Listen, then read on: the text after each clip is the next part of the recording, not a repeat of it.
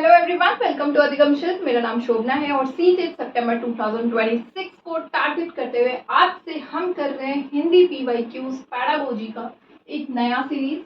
और इस सीरीज में हम हिंदी के जितने भी पैडागोजी क्वेश्चंस हैं वो स्टार्ट करेंगे और इसमें इस चीज को कवर अप किया जाएगा। सारे जो पैडागोजी सेक्शंस है उनको कवर अप किया जाएगा। साथ ही साथ बाद में लास्ट में हम जो है लास्ट 15 डेज में हम गद्यांश पद्यांश इन चीजों को भी कवर अप करेंगे। ग्रामर्स जो हिंदी व्याकरण है उनको भी करेंगे।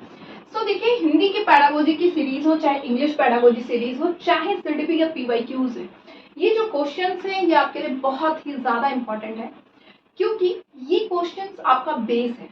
ये क्वेश्चन आपके एग्जाम्स में आते हैं, इनसे आपकी कॉन्सेप्चुअल क्लैरिटी आती जाएगी चीजों को लेकर के। आपने कंटेंट पढ़ लिया होगा मोस्ट ऑफ द टाइम, लेकिन जितनी पीवाईक्यूज आप कर रहे हैं, जितना पीवाईक्यूज को आप देख रहे हैं और उनको आप जो है सुन रहे हैं या फिर मॉक्स लगा रहे हैं, ये चीजें आपके लिए बहुत ही ज्यादा बेनिफिशियल होने वाली है। आपके एग्जाम्स में ये आपके मार्क्स को बढ़ाने का, बूस्ट करने का काम करेगा। So these things are very important और इसी वजह से मैं पैडागोजी के सेक्शंस में, चाहे वो इंग्लिश का हो चाहे वो हिंदी का हो, वो लेके आई हूँ। सीडीपी में मैंने अभी तक में आप लोगों से 100+ क्वेश्चंस जो है वो डिस्कस कर लिए हैं और अभी हमारे पास 1 मंथ है। आई होप कि यहाँ पे बहुत सारे क्वेश्चंस हम डिस्कस करेंगे और इनसे ही अगर आप इतनी ही चीजें को कवर अप करते हैं ना, तो आप बहुत अच्छा मार्क्स जो है यहाँ पे लेके आएंगे। सो दिस इज वेरी इंपॉर्टेंट। और इंग्लिश का अगर मैं बात करूँ तो इंग्लिश का मैंने आपसे 2 वीडियो अब तक शेयर किया हुआ है। धीरे धीरे मैं इसको बढ़ाती जा रही हूँ। इस वीक से इसकी भी आपको नंबर ऑफ वीडियोस ज्यादा देखने को मिलेंगे। हिंदी पैडागोजी का आज से पीवाईक्यू का डे 1 है। इसमें हम अभी 15 क्वेश्चंस जो हैं वो कंप्लीट डिस्कस करने वाले हैं और फिर इनके भी कंटेंट पार्ट डिस्कस होंगे। कोशिश तो ये है कि पेपर 1 वालों के लिए, ईवीएस के लिए भी वीडियोस स्टार्ट की जाए। आई होप कि ऐसा कर पाऊँ। थोड़ा सा टाइम का मैनेजमेंट करना मुश्किल हो जाता है छोटे बच्चों के साथ में, but I am trying right now. देखते हैं वर्कआउट हो जाता है अगर ये काम, तो बहुत ही बढ़िया होगा। चलिए क्वेश्चन पे आते हैं। और क्वेश्चन हमसे कह रहा है 136 नंबर क्वेश्चन से लेकर के 150 तक के क्वेश्चंस हिंदी के पैडागोजी हैं और हम इसको कवर अप करेंगे। क्वेश्चन हमसे कह रहा है, बुनियादी चरण में आकलन के उपकरण और प्रक्रियाओं की अभिकल्पना किस तरह होनी चाहिए। आकलन के बारे में आपको पता है, आकलन होता है हमारा असेसमेंट। अगर आप इंग्लिश में जानते हैं, देखिए इंग्लिश और हिंदी का जो है ना बिल्कुल सेम है। कंटेंट आपका, सिलेबस आपका सेम है, बस हिंदी इंग्लिश का भाषा का फर्क है। बाकी कोई भी तरह का डिफरेंसेस आपको देखने को मिल नहीं पाएगा यहाँ पे।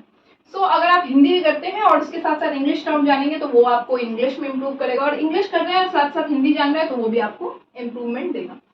सो बस लैंग्वेज का फर्क है।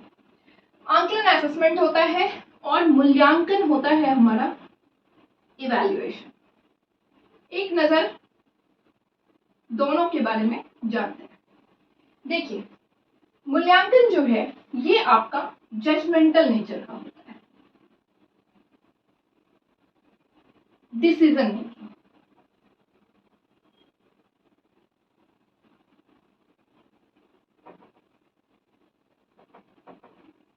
ठीक है, लेकिन असेसमेंट जो है ना ये आपका क्या होता है, ये आपका इम्प्रूवमेंट के पर्पस से होता है,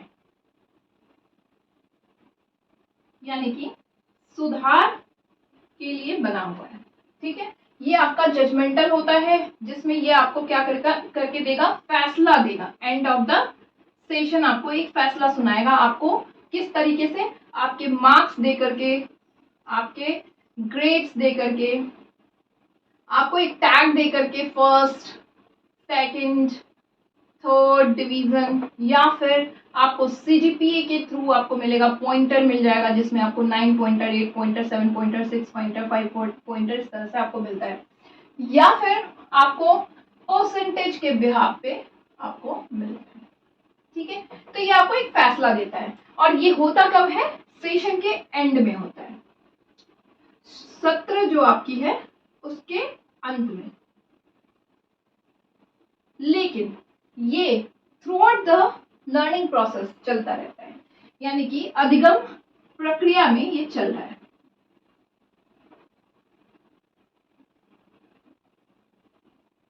दौरान, ठीक है, ये अधिगम प्रक्रिया के दौरान चलता है। वैसे तो अगर बोले तो आपका इवैल्यूएशन का, मूल्यांकन का पार्ट ही है हमारा आंकलन, लेकिन आंकलन जो है वो ज्यादा व्यापक है, क्योंकि आंकलन आपको जो है क्या करता है, आपको पूरे लर्निंग प्रोसेस, आपके अधिगम के प्रक्रिया में ये आपको हमेशा मदद करता है आपको बेहतर बनाने में। जैसे आपने बच्चे को पढ़ाया, लेट्स सपोज मैं अभी आपको पढ़ा रही हूँ आंकलन और मूल्यांकन की प्रोसेस, तो अभी मैं पढ़ा रही हूँ और अगर मैं लाइव होती तो मैं आपसे ये पूछ लेती कि आपको आंकलन के बारे में चलिए बताइए इसका आंसर क्या होता है। तो यहाँ पे मुझे जो रिप्लाई आता मेरे लर्नर्स का, इस बिहाफ पे मुझे ये समझ आता कि मेरे लर्नर्स को ये समझ आया है और कुछ लर्नर्स को नहीं समझ आया, और फिर मैं उस हिसाब से इस चीज को दोबारा समझाती, या फिर मुझे समझ आता कि समझ आ गया तो मैं आगे की तरफ बढ़ जाती। तो ये आपका आंकलन है। लेकिन मूल्यांकन क्या है, आपका सीटेट का एग्जाम है। सीटेट के एग्जाम में आपने अगर 90 मार्क्स स्कोर किया है तो आप पास है, लेकिन अगर आपने नहीं किया है तो आपको दोबारा फॉर्म फिलअप करना है। तो ये आपका सीटेट आपका आंकलन हो गया। लेकिन अभी जो प्रोसेस चल रहा है सीटेट के प्रिपरेशन के लिए थ्रू आउट द सेशन, वो आपका आंकलन है। ठीक है, ये चीजें समझ आ गई। आंकलन आपका जो है बहुत व्यापक इसीलिए है क्योंकि ये आपके लर्निंग को इम्प्रूवमेंट करता है, साथ साथ आपके सिर्फ शैक्षिक चीजों को ही नहीं, सह शैक्षिक चीज, आपके स्पोर्ट्स की एक्टिविटी, आपकी करिकुलर एक्स्ट्रा करिकुलर एक्टिविटी होगी, बहुत सारी चीजों को व्यापक तौर पे करता है, सर्वांगीण विकास की ये बात करता है। ठीक है, चलिए क्वेश्चन की तरफ मूव करते हैं। तो कह रहा है कि आंकलन के उपकरण और प्रक्रियाओं की अभिकल्पना किस तरह से होनी चाहिए। यानी आंकलन जो है बुनियादी चरण में, स्टार्टिंग में, फाउंडेशनल फेज में जो है आपका आंकलन का उपकरण कैसा होना चाहिए, उसकी प्रक्रिया। तो इसमें जांच पत्र व परीक्षाएं शिक्षार्थियों के लिए स्पष्ट हो, उचित हो। क्या सिर्फ और सिर्फ आंकलन का यही मकसद है कि आपका जो टेस्ट पेपर है, ये टेस्ट पेपर बच्चों को समझ आ जाए, बिल्कुल स्पष्ट तौर पे हो, इसका उद्देश्य जो है वो समझ आ जाए, क्या यही हमारा आंकलन का काम है? हमने तो ये बात सुना ही नहीं, समझा ही नहीं। हम तो कह रहे हैं भाई कि आंकलन जो है वो आपका सिर्फ और सिर्फ इस चीज पे ही वर्कआउट नहीं कर रहा है, ये तो वर्कआउट कर रहा है और ये हमसे कह रहा है आंकलन कि भाई आप थ्रू आउट द प्रोसेस जो है मुझे इम्प्रूव करते रहो। एक लर्नर, यही लर्नर के लिए, ये शिक्षार्थियों को आप through out the process improve करते रहो। ठीक है, अब है जो बच्चे के अधिगम अनुभव का सहज विस्तार बन सके, यानी लर्निंग प्रोसेस का जो है एक तरह से विस्तार बन सके। क्या ये बात है? चलिए देखते हैं। एक तरह से आप कह सकते हैं कि बच्चे के अनुभव का, अधिगम अनुभव का भी एक हो सकता है, बट और अच्छे ऑप्शंस की हम बात करें। शिक्षार्थियों की प्रगति का उसके समग्र कक्षा प्रदर्शन के संदर्भ में वर्णन और विश्लेषण किया जाना चाहिए।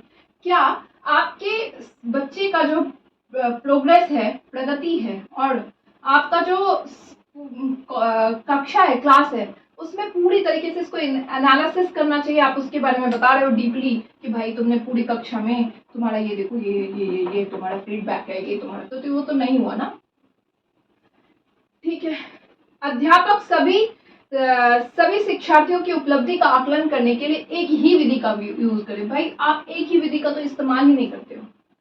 अध्यापक कभी भी जो है एक ही विधि का इस्तेमाल नहीं करते हैं, और आंकलन यही कह रहा है कि भाई एक विधि का नहीं, अगर आपको जरूरत पड़ रही है तो आप अपने जो शैक्षणिक रणनीति है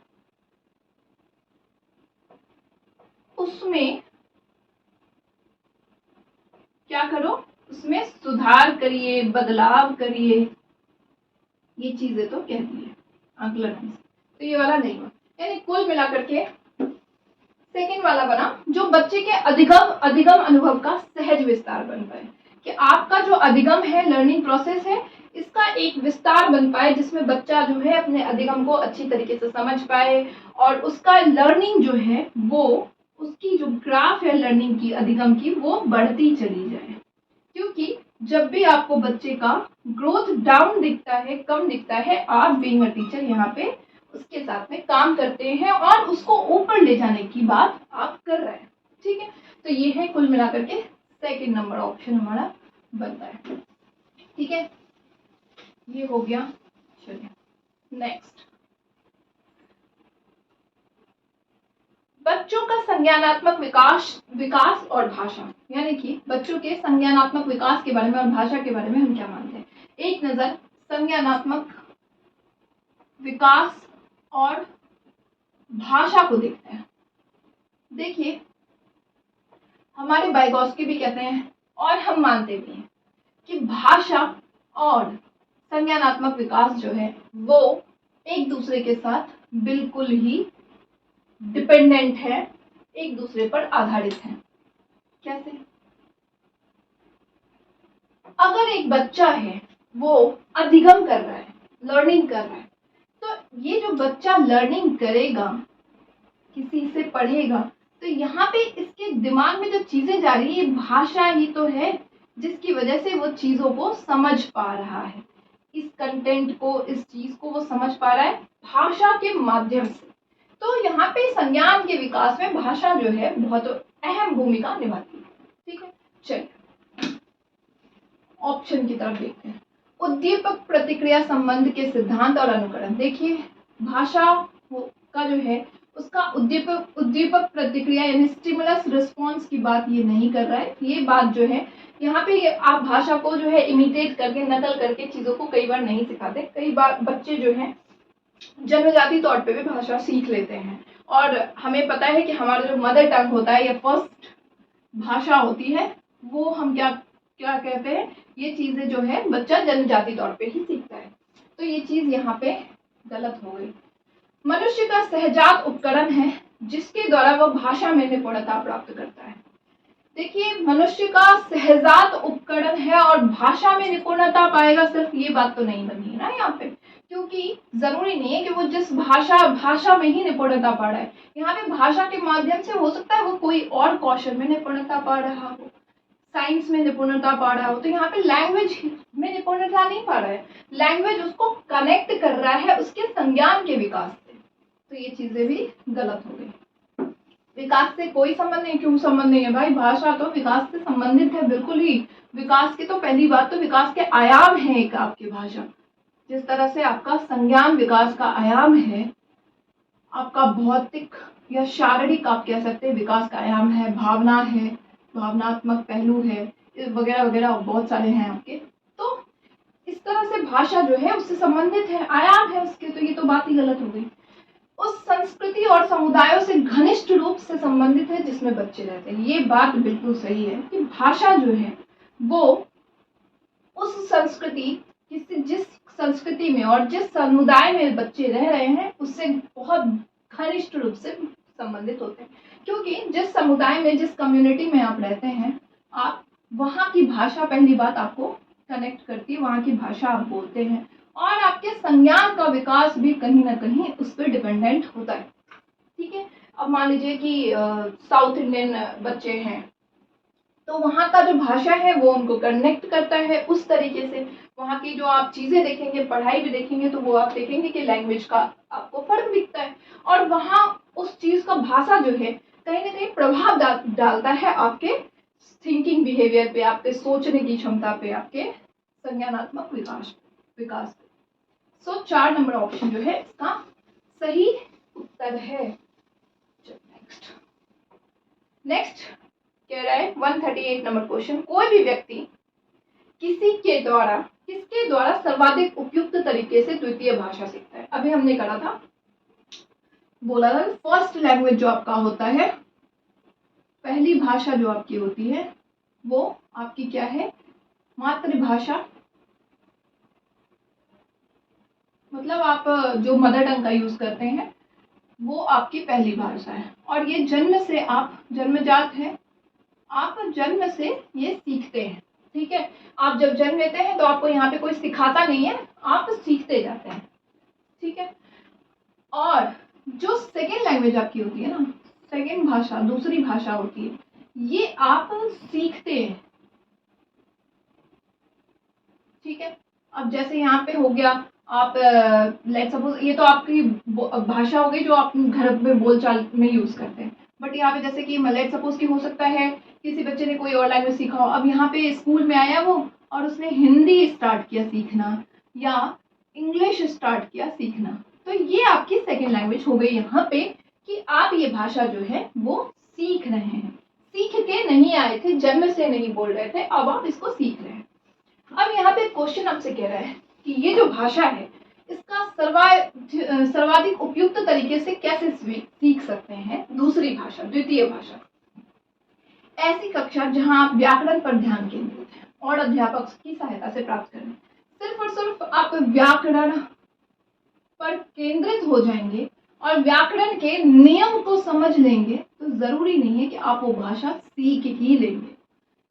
कई बार मैंने देखा है कि बहुत सारे लोग होते हैं, इंग्लिश जो होती है लैंग्वेज उसकी आप देखेंगे कि उनका ग्रामर बहुत बढ़िया होता है, बहुत अच्छी ग्रामर होती है, वो बहुत अच्छे तरीके से उनके रूल्स का अप्लाई भी करते हैं, बट जहाँ बात बोलने की स्पीकिंग किया जाती है ना, वहाँ पे वो सीख नहीं पाते हैं। तो ये इस बात का उदाहरण है कि व्याकरण पर अगर आप ध्यान केंद्रित करते हैं या आप व्याकरण के नियम को बहुत अच्छे से सीख लेते हैं तो जरूरी नहीं है कि आपको दूसरी भाषा जो है बोलना ही सीख लेंगे।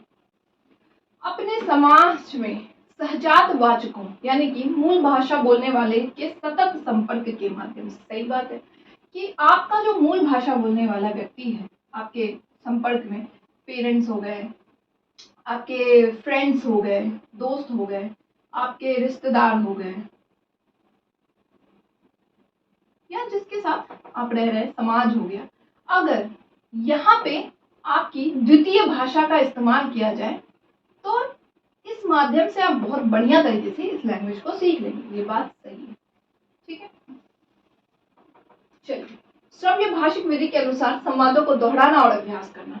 आप जो है श्रव्य भाषिक विधि के साथ में आप बहुत ज्यादा जो है यूज कर रहे हैं और दोहरा रहे हैं, प्रैक्टिस कर रहे हैं, इमिटेट कर रहे हैं, तो वो है इफेक्टिव तो है बट उतना नहीं है। लक्ष्य भाषा के किसी वाचन पाठ्यक्रम में दाखिला करना, तो आप टारगेट लैंग्वेज लक्ष्य भाषा आपका हो गया, तो लक्ष्य भाषा जो है लक्ष्य भाषा के किसी पाठ्यक्रम में आप दाखिला ले ले तो इसका ये गारंटी नहीं है कि ये यहाँ पे जरूरी नहीं है कि आप सीख लेंगे, बट आप जब वहाँ पे जितने लोगों के साथ उस भाषा के साथ कनेक्ट करते हैं जो आपकी मूल भाषा में बोलने वाले लोग हैं, उनके साथ इस तरह से शुरू करते हैं तो वो ज्यादा इफेक्टिव बनता है, ठीक है। तो सेकंड नंबर इसका ऑप्शन हो गया। चलिए, नेक्स्ट है 139 नंबर क्वेश्चन। भाषा अधिगम एक गहन प्रक्रिया है, और जन्म के समय से शुरू होता है और जीवन पर्यंत ही चलता है। भाषा अधिगम जो है वो कैसा है, एक गहन प्रक्रिया है और ये जीवन के समय से, आपके जीवन के समय से शुरू होता है, ये बात सही है। जीवन के समय से आप सीखते हैं, लेकिन जीवन के समय से जो सीखते हैं वो अधिगम नहीं है। आप जन्म के समय से जो सीखते हैं वो आपका क्या है, अंतर्जात है, भाषा है, जो आप सीख नहीं रहे हैं इस भाषा को, ठीक है। तो यहाँ पे ये चीजें खत्म हो गई और जीवन पर्यंत चलती है, जीवन पर्यंत जो आप चलती है आपकी भाषा, आप भाषा सीखते हैं, बट ये भाषा अधिगम जन्म से कभी नहीं चलता है, ये आप सीखते हैं एक समय के बाद। तो मैं तो इस कथन से असहमत हूँ, ठीक है। सेकंड नंबर ऑप्शन के साथ में जाना चाहूंगी, ठीक है। फिर है आपका 140 नंबर क्वेश्चन, और 140 नंबर क्वेश्चन हमसे कह रहा है कक्षा में छोटे बच्चों के लिए मुद्रित पुस्तकों के साथ साथ श्रव्य पुस्तकें और छोटे बच्चों को स्पर्शग्राही योग्यता करने वाली पुस्तकें होनी चाहिए। यानी आपके छोटे बच्चे, आप छोटे बच्चों के शिक्षक हैं और आपका जो क्लासरूम है उसमें जो आप पुस्तक रख रहे हैं वो कुछ इस तरह से रख रहे हैं जिसमें आप मुद्रित पुस्तकें, प्रिंट बुक्स रख रहे हैं, साथ ही साथ श्रव्य पुस्तकें, ऑडियो बुक्स जो होती हैं आपकी, और साथ ही साथ स्पर्शग्राही जिसको हम टैक्टाइल बोलते हैं, टैक्टाइल एबिलिटीज वाली जो बुक्स होती हैं वो भी आप रख रहे हैं। ठीक है, इंग्लिश में इसलिए लिख रही हूँ क्योंकि सेम चीज़ें मैंने ये लैंग्वेज का मैंने इंग्लिश के पेडागोजी में भी डाला था, तो ये चीज़ें अगर आप हिंदी के माध्यम से इंग्लिश का देखेंगे तो आपको सेम है, कोई फर्क नहीं है, इसलिए लिख रही हूँ। ठीक है, तो यहाँ पे रख रहे हैं। अब इससे क्या फायदा होगा? प्रिंट बुक्स से बच्चे, एक तो आपकी लर्निंग जो है ना वो बेहतर होगी, अधिगम का जो प्रक्रिया है वो कैसा होगा? बेहतर बनेगा, बच्चों के लिए रुचि पैदा करेगा। साथ ही साथ ये मदद कर रहा है उन बच्चों को जिनको श्रव्य की दिक्कतें हैं, सुनने की श्रव्य समस्या है, सुनने की समस्या है, या फिर ऐसे बच्चे जिनको देखने की समस्या है, तो वो महसूस करके स्पर्श के थ्रू वो पढ़ेंगे। अब ये चीजें आप क्यों कर रहे हैं? क्योंकि आपको पता है कि मेरा जो क्लास है वो समावेशी कक्षा है। ठीक है, और यहाँ पे विविधता के विविध तरीके के बच्चे आ रहे हैं। ठीक है, तो ये बात है। अब देखते हैं ऑप्शन क्या है। कक्षा में विविधता आती है, बिल्कुल सही बात है, और बच्चों को विविधता बहुत पसंद है। ये बात उतनी नहीं जमी, बच्चों को विविधता पसंद है, बट आप अभी अधिगम के प्रक्रिया में इन चीजों को इस्तेमाल कर रहे हैं, तो ये बात उतनी नहीं जमी। ठीक है, नेक्स्ट, यह अध्यापकों को आकलन के लिए विभिन्न पुस्तकों का प्रयोग करने में स्वायत्ता देता है। भाई, अध्यापकों के आकलन के लिए आपको यहाँ पे ये चीजों का इस्तेमाल नहीं कर रहे हैं, आप एक क्लासरूम में कर रहे हैं। आप क्लासरूम में कर रहे हैं तो इसमें अध्यापक अपने आकलन के लिए नहीं कर रहा है, यहाँ पे बच्चों के लिए आपने रखा हुआ है। चाइल्ड सेंटर्ड पेडागोजी है हमारी, चाइल्ड सेंटर्ड अप्रोच है, बाल केंद्रित शिक्षा है, तो आपने बच्चों के ही पॉइंट ऑफ व्यू से इतनी सारी सामग्री रखी है। ठीक है, विविधता वाले शिक्षार्थी तक पुस्तकें अधिक सुलभ बनाती है, बिल्कुल सही बात है। जब आपने टैक्टाइल बुक्स, स्पर्शग्राही योग्यता वाली किताबें दी, तो वो जो ऐसे बच्चे थे जिनको देखने में समस्या आ रही थी उनके लिए हुआ, श्रव्य पुस्तकों से सुनने वाले बच्चों के लिए हेल्पफुल हुआ, और मुद्रित पुस्तकें जो हैं, प्रिंट बुक्स, वो जो बच्चे हैं उनके लिए हुआ। तो यहाँ पे विविधता वाले बच्चे, आपको पता था कि क्लासरूम हमारा जो है, कक्षा हमारा जो है, उसमें विविध तरीके के बच्चे हैं, और ये पुस्तकें क्या हुई, उनको सुलभ बनाई, बच्चों को के अधिगम को सुलभ बनाने में मदद कर रही है। अध्यापक पर अधिक बोझ नहीं डालती, इससे कोई लेना देना नहीं है इस बात का। सो कुल मिलाकर के तीसरा जो उदाहरण है वो हमारा विकल्प वो गया हमारे साथ। और नेक्स्ट क्वेश्चन 141, एक अध्यापक ने कक्षा 5 के विद्यार्थियों को शीघ्रता से कहानी पढ़ने और उसके 4 चित्रों को क्रम में सजाने को कहा। इस गतिविधि का क्या उद्देश्य है? यानी एक टीचर थी, उस टीचर ने कहा ये लो स्टोरी, ये स्टोरी है, इसको पढ़ो, और ये लो 4 पिक्चर है। ठीक है, अब इसको तुम क्या करो, क्रम में यहाँ पे सजा दो, स्टोरी के बिहाफ पे कि पहले ये हुआ था, दूसरा ये हुआ था, तीसरा ये हुआ था, चौथा ये हुआ।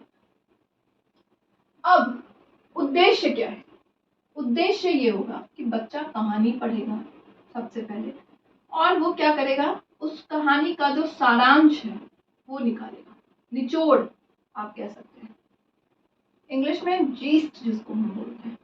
ठीक है, तो ये निकालेगा, और उससे जो है वो नंबरिंग करेगा कि पहले ये हुआ था, फिर दूसरा ये कौवा प्यासा था, सबसे पहले कौवा यहाँ है, ये कौवा यहाँ पे है, तो ये आया यहाँ पे, फिर कौवा प्यासा था, चलो यहाँ पे ये पिक्चर है प्यासे कौवे की, तो ये आया यहाँ पे, दूसरा ये हुआ, फिर कौवे प्यासे ने मटका देखा, तो ये तीसरा यहाँ पे हुआ, चलो ये, फिर उसमें उसने कंकड़ डाला और उसने पानी पिया, तो ये इस तरह से उसने निकाला। इसके माध्यम से शिक्षिका जो है वो करना क्या चाह रहे हैं, अध्यापक जो है वो करना क्या चाह रहे हैं? क्या चित्र कार्डों को क्रम में लगाना उनका उद्देश्य है? बिल्कुल भी नहीं, वो तो क्रम में लगाने के लिए तो कोई खास जरूरत नहीं थी। सारांशीकरण के लिए पठन का अभ्यास करना सही बात है। आप जो है यहाँ पे क्या कर रहे हैं, सारांश निकालने की बात कर रहे हैं, जीस्ट निकाल रहे हैं यहाँ पे, और उस सारांशीकरण के थ्रू आप पठन का अभ्यास बच्चों को करवा रहे हैं, ये बात सही है। विशिष्ट सूचना जानने के लिए, देखिए आप विशिष्ट, यहाँ पे आपने ये नहीं बोला था कि कौवा जो है जब कंकर डाल दिया मटके में तब का निकालो, तो आपने विशिष्ट सूचना की बात ही नहीं, आपने तो बोला एक स्टोरी, ये स्टोरी, इसको पढ़ो और फिर इस जो फ्लैश कार्ड्स है इनको लगाओ। कहानी में आए नए और कठिन शब्दों, आपने वोकैबुलरी की बात ही नहीं करी, कठिन शब्दों की हमने बात नहीं करी है, और पुनरावृत्ति की भी हमने बात नहीं करी। हमने तो एक स्टोरी दिया और उसको बोला कि भाई स्टोरी पढ़ो और उस बिहाफ पे जो है तो मुझे पिक्चराइजेशन करके दिखा दो क्रम में। तो कुल मिलाकर के आपका कौन सा हुआ था, सेकंड वाला ऑप्शन सही था। 142 क्वेश्चन कह रहा है, इस प्रकार के पठन के कुछ अधिगम उद्देश्य और कार्य। ठीक है, जब आप जो है अधिगम कर रहे हैं और उसके पीछे आपका कोई उद्देश्य है और आपका कार्य है, जैसे अभी आप अधिगम कर रहे हैं और आपके पीछे का उद्देश्य और कार्य मुझे साफ साफ दिख रहा है कि आपको करना है सीटेट पास, कुछ भी हो जाए। ठीक है, तो ये आपका क्या है, उद्देश्य और काम है, और ये आपकी जो पठन है अधिगम है कुछ इस तरह से। तो इसमें शिक्षार्थियों से अपेक्षा रहती है कि विषय वस्तु को ध्यान पूर्वक और सावधानी पूर्वक पढ़ें। जब भी इस तरह के आप अधिगम कर रहे हैं तो आप इसमें कई बार आपने देखा होगा, जैसे मैं ही बोलती हूँ या किसी और टीचर से आप पढ़ते हैं, यूट्यूब पे बहुत सारे हैं या ऑफलाइन पढ़ रहे हैं, तो आपको यहाँ पे बोला जाता है इस तरह के क्वेश्चंस को ध्यान से देखा करो, नहीं वाले उत्तर जो हैं और या फिर प्रश्न है या फिर जिनमें जो है इस तरह के आंसर्स होते हैं जो कंफ्यूजिंग होते हैं, ध्यानपूर्वक पढ़ा करो, क्वेश्चन को ध्यानपूर्वक पढ़ा करो, सावधानी के साथ पढ़ो। तो ये आपकी किस तरह की अधिगम आती है। देखिए सबसे पहली बात, जब आप किसी चीज को किसी गहन अध्ययन कर रहे हैं, मतलब आपने जो है क्या करा है, किसी चीज को आपने किसी उद्देश्य से पढ़ा है और किसी मकसद से आपने पढ़ा है, तो आप वहां पे क्या कर रहे हैं, गहन पाठन कर रहे हैं, इंटेंसिव स्टडी कर रहे हैं। ठीक है, ये चीज है। दूसरा क्या है कि यहाँ पे जब आप इंटेंसिव स्टडी करते हैं, इंटेंसिव गहन पाठन करते हैं, तो आप यहाँ पे जो है बहुत डीपली किसी चीज को पढ़ते हैं, एकदम अपना दिल लगा के पढ़ते हैं, क्योंकि आपको किसी मकसद होगा कुछ करना हो। विस्तृत पठन क्या है, विस्तृत पठन है जिसमें आप डीपली आप पढ़ रहे हैं किसी चीज को अपने प्लेजर के लिए, जैसे नॉवेल वगैरह हो गया आपका, तो रोचक आनंद के लिए। निर्देशित पठन क्या है, जब मैंने सीटेट का आपको एक चैप्टर दे दिया कि ये वाला जो टॉपिक है ये पढ़ो, तो ये निर्देशित पठन हो गया। आनंद के लिए पठन वही नॉवेल आपके हो गए, स्टोरीज हो गए, मैगजीन्स हो गए। तो कुल मिला के सेकेंड ऑप्शन आपका यहाँ पे बनता है। ठीक है, 143, विद्यार्थी अध्यापक द्वारा दिए गए आदर्श वाक्यों को दोहराकर भाषा के प्रतिमान पैटर्न सीख रहे हैं। मतलब आदर्श वाक्य कुछ है और उसको बार बार वो क्या कर रहे हैं, दोहरा रहे हैं, वो क्या कर रहे हैं, ड्रिल कर रहे हैं। ठीक है, सीखते हैं। तो इस तरीके से, इस सही तरीके से ड्रिल करने पर अध्यापक जो है वो क्या कर रहे हैं, उनको पुनर्बलन सकारात्मक तरीके से, शाबाश, बड़ा अच्छा करते हो, बढ़िया, बहुत बढ़िया, इस तरह के चीजें आप यूज कर रहे हैं। अब यहाँ पे क्या कर रहे हैं, किस तरह से चीजें करी जा रही हैं, तो देखते हैं। देखिए इस तरह की चीजें जब भी आप ड्रिल देखते हैं, मेमोराइजेशन देखते हैं, प्रैक्टिस देखते हैं, तो ये आपका श्रव्य भाषिक विधि होता है। ठीक है, और ये श्रव्य भाषिक विधि जो होता है ना, वो कहीं ना कहीं आपका व्यवहारवाद के थियरी से रिलेटेड होता है। ठीक है, तो ये श्रव्य भाषिक विधि है। अगर हम संप्रेषणात्मक उपागम की बात करें तो इसमें आपका कम्युनिकेशन यानी संचार के माध्यम से बात करते हैं। ठीक है, यहाँ पे बच्चा एक दूसरे के साथ कनेक्ट होएगा, बात करेगा और बात के थ्रू यहाँ पे भाषा सीखेगा। कुल भौतिक प्रतिक्रिया क्या है, टीपीआर, जिसको टोटल फिजिकल रिस्पॉन्स हम बोलते हैं, ये होता है जिसमें कि आप जो है जो पढ़ रहे हैं वहाँ पे आप अपने बॉडी लैंग्वेज का यूज करें। ज्यादातर छोटे बच्चों को जब राइम्स वगैरह कुछ कराते हैं या फिर इस तरह के कॉन्सेप्ट्स देते हैं, this is big big big, this is tall toll toll, तो इस तरह की जो चीजें होती हैं उसमें हम टीपीआर का इस्तेमाल करते हैं। संरचनात्मक उपागम तो आपका हो गया कि संरचना के आधार पर बच्चा जो है यहाँ पे चीजों को करता है। तो पहला ऑप्शन हमारा जाता है इसके साथ में। 144,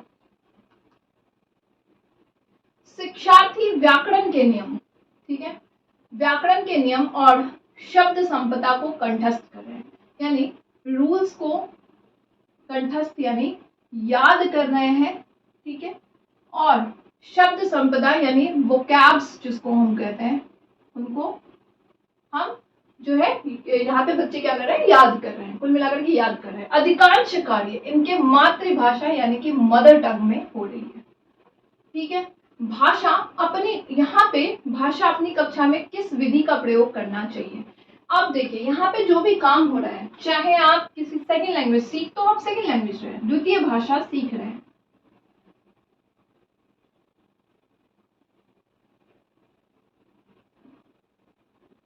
भाषा आप यहाँ पे सीख रहे हैं, बट सीखने का तरीका क्या है, माध्यम आपका कौन सा है, आपका मातृभाषा, और इस मातृभाषा के माध्यम से आप द्वितीय भाषा के सारे नियम और शब्द संपदा सीख रहे हैं। ये जो तरीका होता है ना, ये तरीका आपका होता है व्याकरण अनुवाद विधि, ठीक है, जिसमें आप जो है अपनी भाषा में करते हैं। अब मैं आपको एग्जांपल इस व्याकरण अनुवाद विधि की कहती हूँ। तो जब मैं छोटी थी ना, तो मुझे इंग्लिश का, अब पता नहीं कितने लोगों ने उनको किया होगा, इंग्लिश ऑक्सफोर्ड ट्रांसलेशन बुक्स आती थी या फिर ग्रामर की बुक आती थी। इसमें सारी चीजें इंग्लिश की होती थी, और लेकिन जो लैंग्वेज होता था ना, वो हमारा हिंदी होता था, ठीक है। अब इसमें इस व्याकरण अनुवाद विधि का बेस्ट एग्जांपल है, इसमें हम चीजों को सीखते थे बट अपनी भाषा में सीखते थे, तो ये व्याकरण अनुवाद विधि होता है। प्रत्यक्ष यानी डायरेक्ट विधि क्या होता है कि डायरेक्ट विधि में आप डायरेक्ट जिस टारगेट लैंग्वेज जो आपका है, चाहे वो इंग्लिश है, तो आप डायरेक्ट इसी लैंग्वेज के साथ में स्टार्ट करेंगे, आप इसी भाषा में शुरुआत ही करेंगे। यहाँ पे आपके मदर टंग जो है स्ट्रिक्टली मना होता है, ठीक है। तो ये वाला हो गया। नहीं, संप्रेषणात्मक शिक्षण क्या होता है, जिसमें आप क्या कर रहे हैं यहाँ पे, तो एक बच्चा दूसरे बच्चों के साथ में कम्युनिकेट कर रहा है और एक दूसरे से बोल बोल के चीजों को सीख रहा है। प्राकृतिक उपागम क्या है, ये भी आपका प्राकृतिक तरीके से, नेचुरल तरीके से आप चीजों को सीखते हैं, यहाँ पे भी संचार के माध्यम से आप चीजें सीख रहे हैं। लेकिन इस क्वेश्चन का आंसर 4th नंबर बेस्ट है, ठीक है। व्याकरण अनुवाद विधि जिसमें आप शब्द संपदा को, चाहे नियम को कंठस्थ करते हैं बट अपनी मातृभाषा का इस्तेमाल करते हैं। 145 नंबर क्वेश्चन, यदि बच्चे अपने परिवेश में 2 भाषाओं को बोलना सीखते हैं, ठीक है। अब बच्चा यहाँ पे 2 भाषाओं को बोलना सीख रहा है, तो 2 भाषाओं सुनने के जो ये अवसर है, ये बच्चों के लिए क्या हो सकते हैं। क्या ये बच्चों को नुकसान देंगे, बिल्कुल भी नहीं। हम तो बोलते हैं कि भाई जितनी भाषा सीख पाओ उतना सीखो। नॉम चॉम्स्की कहते हैं छोटे बच्चे जितनी भाषा को आप सिखाओगे उतना सीखेंगे। क्या उन पे कोई प्रभाव नहीं डालता, भाई उनके लैंग्वेज का विकास हो रहा है, लैंग्वेज का विकास हो रहा है, साथ साथ लैंग्वेज संज्ञान के साथ जुड़ा हुआ है, बच्चों को लाभ पहुंचाते हैं, 110% पहुंचाते हैं। समझ में भ्रमित क्यों करेंगे भाई, कोई भ्रमित नहीं होते। क्या हिंदी इंग्लिश स्पोकन वाले बच्चे एक दूसरे के साथ भ्रमित हो जाते हैं, बिल्कुल भी नहीं।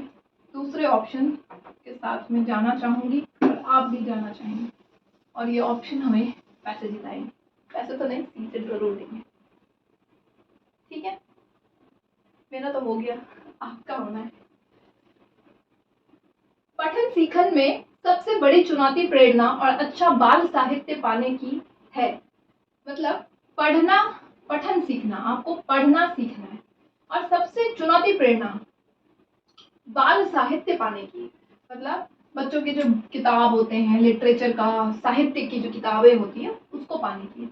अब इस चुनौती को दूर करने के लिए क्या करना चाहिए।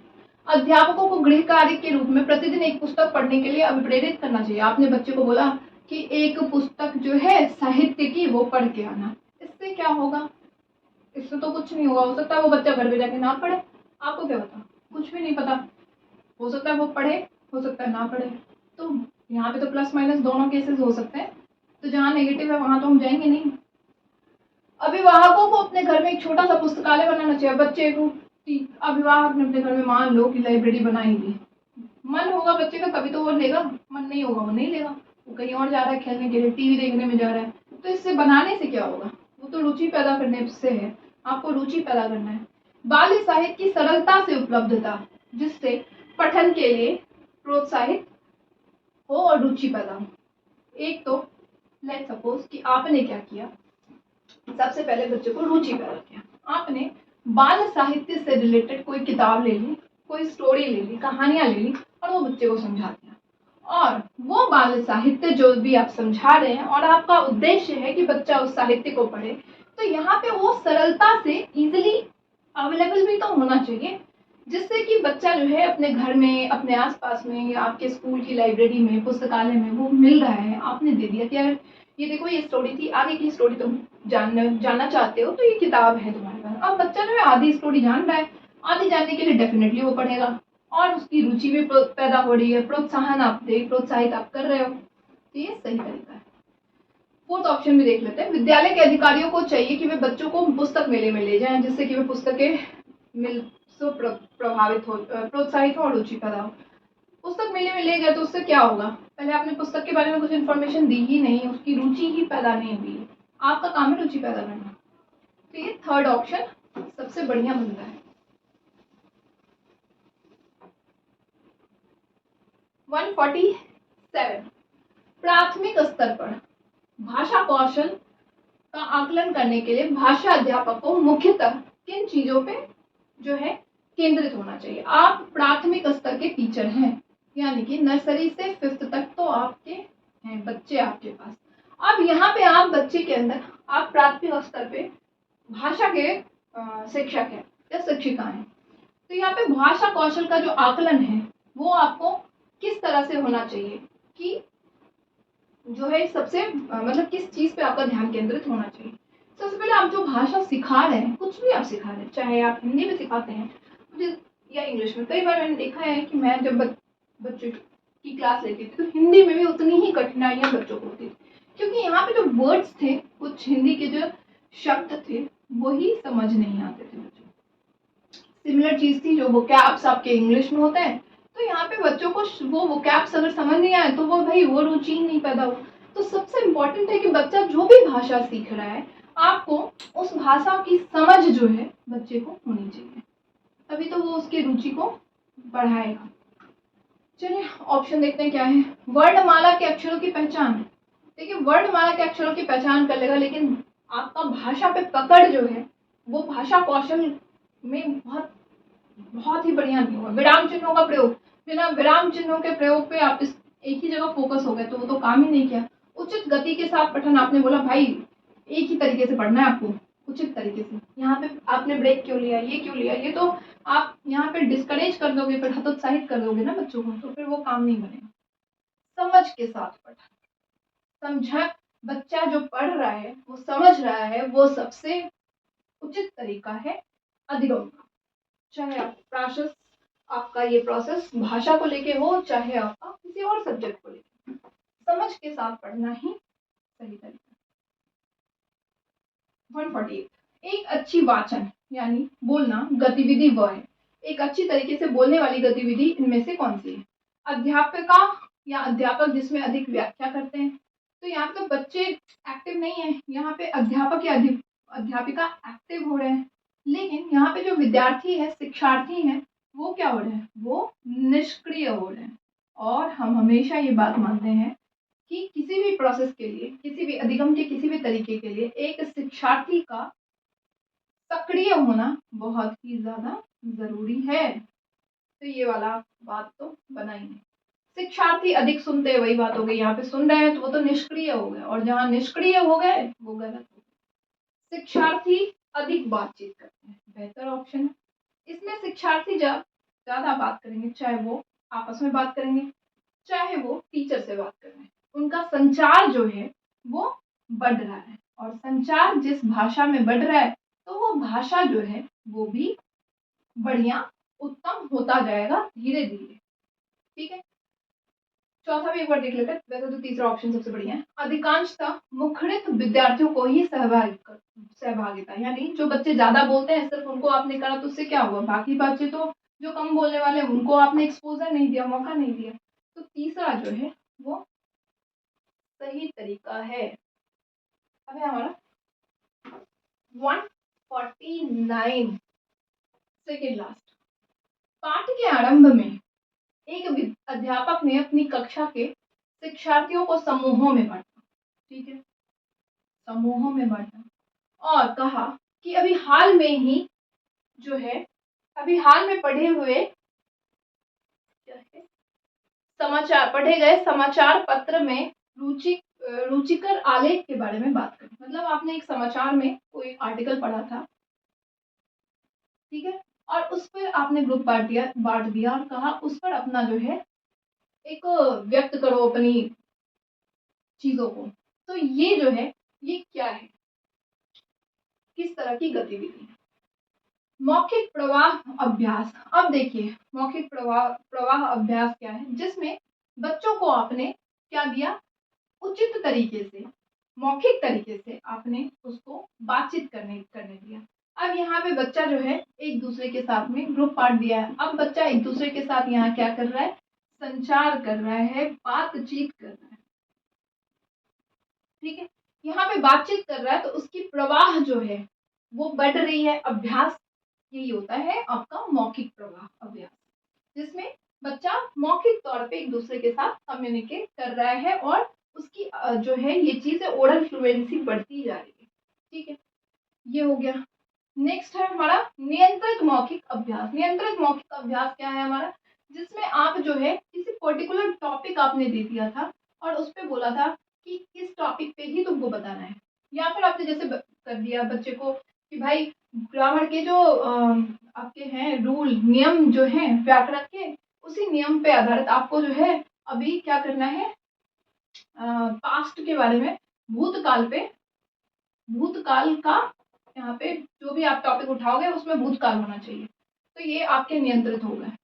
निर्देशित अभ्यास भी वही हो गया, मौखिक अभ्यास भी वही हो गया, जिसमें आपने गाइड कर दिया बच्चों को कि इस तरह से ही करना है। सक्रिय पठन, एक्टिव लर्निंग हो गई कि आपकी सक्रिय, जिसमें बच्चा एक्टिवली पार्टिसिपेट कर रहा है। लेकिन सबसे बढ़िया इसका उत्तर है मौखिक प्रवाह अभ्यास, जिसमें बच्चा जो है ओरली एक दूसरे के साथ कम्युनिकेट कर रहा है और उसकी अभ्यास जो है इस पे बढ़ती जा रही है, ठीक है। फर्स्ट नंबर ऑप्शन इसका है। समग्र भाषा उपागम क्या है? समग्र भाषा उपागम होता है जिसमें आप जो है भाषा सीख तो रहे हैं, लेकिन भाषा किस तरह से सीख रहे हैं, अर्थ के साथ में सीख रहे हैं, उसकी मीनिंग के साथ आप चीजों को सीख रहे हैं। आप लेट सपोज कि एक पैराग्राफ है, तो इस पैराग्राफ को जब आप पढ़ रहे हैं तो उसको सबसे पहले क्या कर रहे हैं, उसकी हर एक चीजों को आप डिकोड कर रहे हैं, ठीक है। हर एक मीनिंग को आप तोड़ रहे हैं, हर एक वर्ड्स को आप तोड़ रहे हैं, फिर तोड़ करके आप उसके अर्थ को समझ के पढ़ते जा रहे हैं। तो ये आपका समग्र भाषा उपागम होता है, ठीक है। तो ये किस चीज के बेस पे है, इसका क्या है, ये अर्थ आधारित होता है कि आपको मीनिंग अर्थ समझ आ रही है, अर्थ के बिहार पे आप इसको समझते हैं। कौशल आधारित ये है नहीं, ध्वनियों का मिश्रण इसमें नहीं है, ध्वनि संकेत के संबंध में आप निष्कर्ष इसमें दे नहीं रहे। सो कुल मिलाकर के फर्स्ट आपका होता है। सो आपका जो ये क्वेश्चन था वो सारे ही आपके हो गए फिनिश्ड। 15 हिंदी के पेडागोजी सेक्शंस में जो भी क्वेश्चन था वो मैंने कर दिया। और अगर वीडियो अच्छी लगती है तो चैनल को लाइक शेयर एंड सब्सक्राइब जरूर करिए, मुझे बहुत अच्छा लगेगा। So this is all for today. मिलते हैं नेक्स्ट सेशन में नेक्स्ट वीडियोस के साथ में, तब तक के लिए bye bye and take care.